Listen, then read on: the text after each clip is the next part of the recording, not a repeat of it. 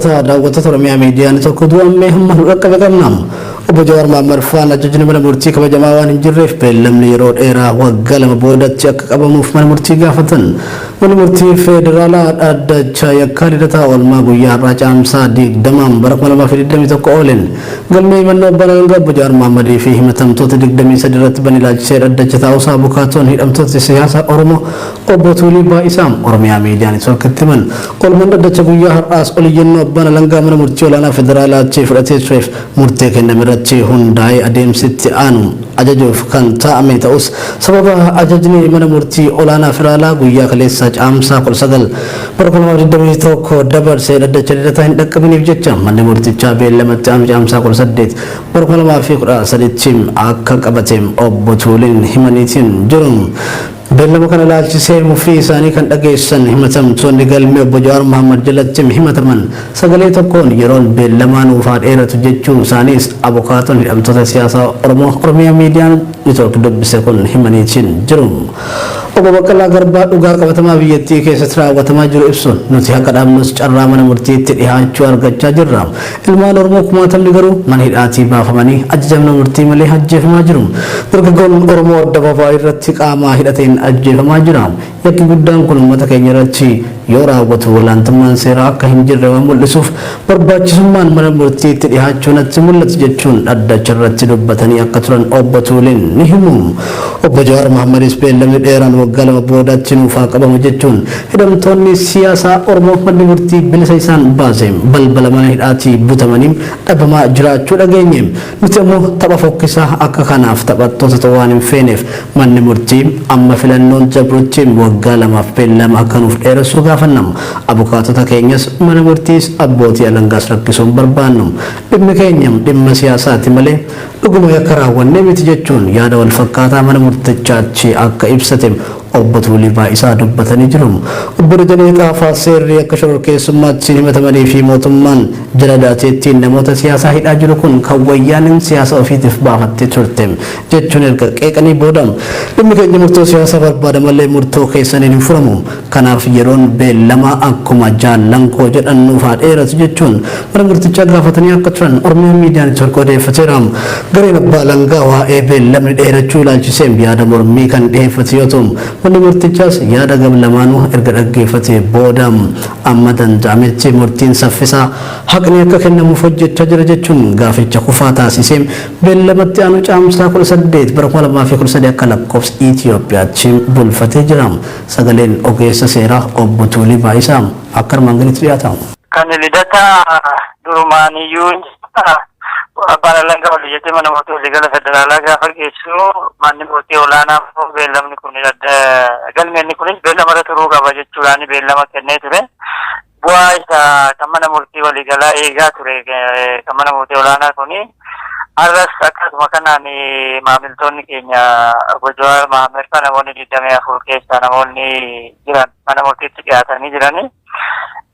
Manni murtiis dhiyaatee abukaatoon dhiyaatee abbaan alangaas dhiyaatee galmeen murtiin sun maalirra falmini mana murtii waliigalaa jiru maalirra ga'e jedhee yoo nu gaafattu murtaa'ee jira garuu galagalchisaa hin qaqqabne jennee dhaddachaaf ibsinaan manni murtii kun bu'aan isaa gaafa dhufe yookaan murtii sana ilaallee ajaja ittaanu kennuudhaaf jechuudhaan caamsaa 18 ganamatti beellamee jechuudha. Beellamni kun beellama kana ilaalchisee garuu maamiltoonni keenya keessaatti Obbo Jawaar, Obbo Baqqalee fi Obbo Dajaneen yaada isaanii mana murtiitiif kennanii turani. Manni murtii caamsaa 18tti jedhee erga beellama gaafasitti qabanna yoo jedhu Obbo Baqqalaan yaadan qabaa jedhanii ka'anii mana murtiitti yoo ibsanii nuti mana murtiitti dhiyaannee mana murtiitti dhimma keenya falmachuun iyyuu warra carra qabeessa nu taasisa. Sababiin isaas immoo yeroo ammaa kana namoota Oromoo keessumaa Oromoo ta'an bakka argetti ajjeesaa jira. Ajaja mana murtii malee yookaan murtiidhaan alatti addabaabaayii irratti extra judicial tajaajila nama ajjeesaa jira. Kanaafuu nuti gama tokkoon carraa qabna. Akkasumas immoo galmeeni kana dura kana ture amma dhaddacha biraa deeme kan koloneel gammachaa yaanaa irratti maxxananii turan manni murtii olaanaa kun akka isaan bilisaan geggeeffaman nama 12 yoo murteessu namoonni kun poolisiin humnaan fuudhee bakka hin beekamnetti dhoksee humnaan butee kaa'ee jira. Kanaafiyyuu nuti ammallee dubbiin kun mana murtiitiin waan furmaata argatu waan hin taaneef dubbiin kun dubbii siyaasaati. Yeroo mana murtiis balleessuu hin barbaannu, yeroo abukaatota keenyaas balleessuu hin barbaannu, yeroo abbaa alangaas kan poolisiis balleessuun hin barbaachisu.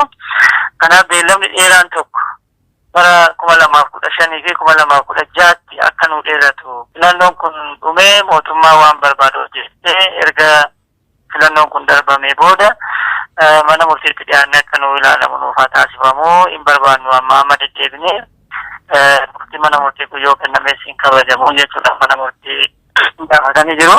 Ittaansi obbo Jawaaris kan jedhanii manni murtii kun dhaddachi gaafa murtii mootummaan baasii guddaa baasa.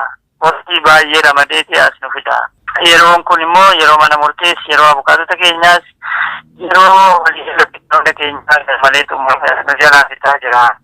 Kun baasiin taannaif wal saaxilaa jirra waan ta'eef gochuuti miti. Koloneel Gammachuu Ayyaanafaa guyyaa lama dura akka gallakkifaman manni murtii ajaja kennee ture. Haa ta'u malee isa kana poolisiin ajaja mana murtiitti ol ta'ee poolisiin humna isaatiin fayyadamee namoonni kun akka isaan gallakkifamne butee bakka hin beekamneen geessee jira. Kanaafuu kun sirna haqaa kanallee kan tuffachiisudha. Sirna haqaa kana tuffachiisuu hin barbaannu. Isinis kana gochuu hin barbaaddani. Dhimmi keenya dhimma mana murtee osoo hin ta'in dhimmi keenya dhimma siyaasaati. Nuti siyaasaan hidhamne. Hanga siyaasni furmaata argatutti manni murtii kun yoo isin nu gallakkiftanillee ammallee gara biraatti nu geessu gara biraan nu hidhu waan ta'eef kana keessa diraamaa kana keessa taphachuu hin barbaannu. Olii gadii tapha kana keessa deemu waan hin barbaanneef galmeen kun beellamni gabaabaa kana osoo hin ta'in beellamni dheeraan tokko waggaa lamaa boodatti gara 2015 gara dhumaa yookaan 2016 jalqabu ta'ee akka itti turru beellamni dheeraan nuuf kennamu deddeebinee isinis nama hundas nuffisiisuus deemsa kana keessa deemuu barbaannu kan jedhanii gaafatanii turanii. Obbo Dajaneenis manni murtii kun kabajamaa hin jiru. Mana murtiin kabajamu taanaan ammoo hundi keenya rakkoo irratti kufna. Abbootiin alangaas labsii amma ittiin namoota kana gorroo duubatti dhageessifnaa yookaan dhoksine dhageessifnaa yookaan dhaddacha cufaatti dhageessifna jedhan kana labsii kun bara 2003 kan ba'e lakkoofsa 699 kan ta'e kuni labsii yeroo yaaddigii isa duraa ture sana yeroo sirriin taane yeroo dimokiraasiin humtuun jirretti kan ba'edha. Labsii farra shororkeessummaa kan fooyyessan wajjin fooyya'ee baduu qaba ture. Isa kana abbaan alangaa yoo ofiif jedhe fooyyessuu qaba yookaan gara fuulduraa isaanillee dhimma kanaan itti rakkatu. Warri kana nama himachaa jiran labsii kana ofii isaaniitu yoo jedhan fooyyessuu qabu. Haala amma jiru kanaan haala amma deemamu kanaan ajaji mana murtii gabbu'ee gattufatamee deemaa jira. Hangaan poolisii federaalaa tokko kaleessa galgala VOA irratti yoo dubbatanii manni murtiitii poolisiin tokkodha hojiima tokko hojjetu garaagarummaan qaban kan jedhe sadarkaa mana murtii kana aangoo mana murtii kana kan xiqqeessu waan ta'eef nuti mana murtii qabnaa garuu ajajni mana murtii yookaan mana murtii ni kabajama jennee gonkumaayyoo abdii hin qabnu. Kanaaf kallattii amma deemamaa jiru kanaan biyyatti diigama. Biyya diiguurraa immoo qusachuun barbaachisaadha. Siyaasaaf jennee biyya diiguurraa duubatti jennee dhaabbannee deemuuti nurra jira. Haala amma deemuun garuu akkaataan taa'ee ilaaluu kanatti seera barachuu koo guyyaan itti gaabbee fi yeroon itti gaabbee yoo jiraate yeroo kanadha.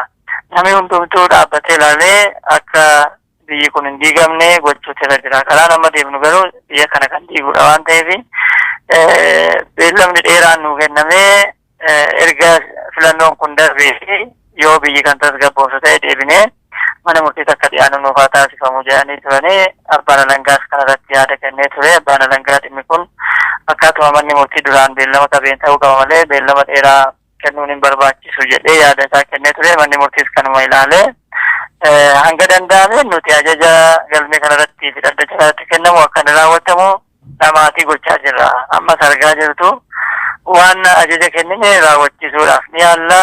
Kan galmee kaan irratti kenname akkamtaa jaroonni kun hidhamanii ilmoo ni dhabne eessa jiru maal ta'a kan jedhu deemsa keessa kan qulqullaa'u waan ta'eef ammaa fakkaatuma ajaja duraan kennine gaafa 18 caamsaa 18tti dhiyaatnaa jedhee mana murtii kanumaan xumurame sanarratti maamiltoota keenya wajjinis mari'achuu qabna turre kaleessa waaree boodaa fi har'a maamiltoota keenya wajjin mari'annee murtiin kenname kun kan nu eegne miti seerichas kan bu'uureffate miti dogoggora qaba jennee akka ilaalcha keenyaatti murtii kanatti hin gammanne kanaaf murtii kana akkaataa seeraatiin dhaddacha jibbaataa mana murtii waliigala federaalaatti ni dhiyeessina jennee mari'annee gara sanatti qophaa'aa jirra haa ta'uutii garuu galagalchi murtii nu qaqqabuu qaba.